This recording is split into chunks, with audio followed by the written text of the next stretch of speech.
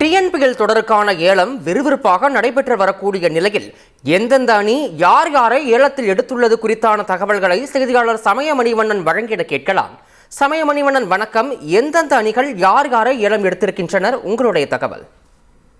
Tamil Nadu premier league அதாவது TNPL தொடரின் 9வது சீசனானது வரும் ஜூலை மற்றும் ஆகஸ்ட் மாதங்களில் தமிழ்நாட்டில் உள்ள முக்கிய நகரங்களில் நடைபெற உள்ளது. 8 அணிகள் பங்கேற்க உள்ள இந்த தொடருக்காக ஏற்கனவே வீரர்கள் ஒவ்வொரு அணியும் தங்களுக்கு தேவையான நட்சத்திர வீரர்களை தக்க வைத்துள்ளன. குறிப்பாக அதிகபட்சமாக ஒவ்வொரு அணியும் தலா 5 வீரர்களை தங்கள் அணியில் தக்க வைத்துள்ளன. இதன் தொடர்ச்சியாக இந்த தொடருக்கான மெகா ஏலமானது இன்று காலை முதல் தொடர்ந்து நடைபெற்று வருகிறது.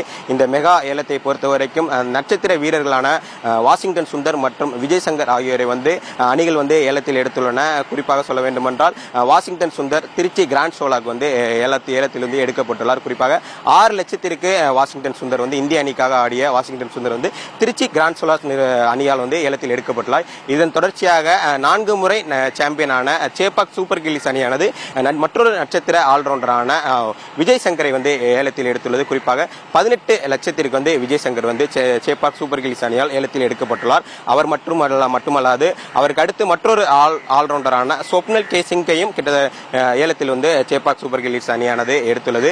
இதன் தொடர்ச்சியாக லைக்கா கோவை கிங்ஸ் அதாவது ஷாருக்கான் இடம்பெற்றுள்ள தமிழ்நாட்டு வீரர் ஷாருக்கான் இடம்பெற்றுள்ள லைக்கா கோவை கிங்ஸ் அணியானது கிட்டத்தட்ட புவனேஸ்வர் என்பவரை 10 லட்சத்திற்கு ஏலத்தில் எடுத்துள்ளது. இதன் தொடர்ச்சியாக திண்டுக்கல் டிராகன்ஸ் அணியானது பெரியசாமியை 9.8 லட்சத்திற்கு ஏலத்தில் எடுத்துள்ளது. அதனைத் தொடர்ந்து அதிகபட்சமாக இன்றைய தினத்தை பொறுத்தவரைக்கும் சேலம் ஸ்பார்டன்ஸ் அணிதான் அதிகபட்ச தொகையில் ஏலத்தை எடுத்துள்ளது. குறிப்பாக முகமது என்கிற வீரரை 18.4 லட்சத்திற்கு ஏலத்தில் எடுத்துள்ளது. இந்த 18.4 லட்சம் தான் இன்றைய ஏலத்தை பொறுத்தவரைக்கும் ஒரு அதிகப்படியான தற்போது வரைக்கும் அதிக தொகை கொடுத்து ஏலத்தில் எடுக்கப்பட்ட ஒரு வீரராக முகமது உள்ளார்.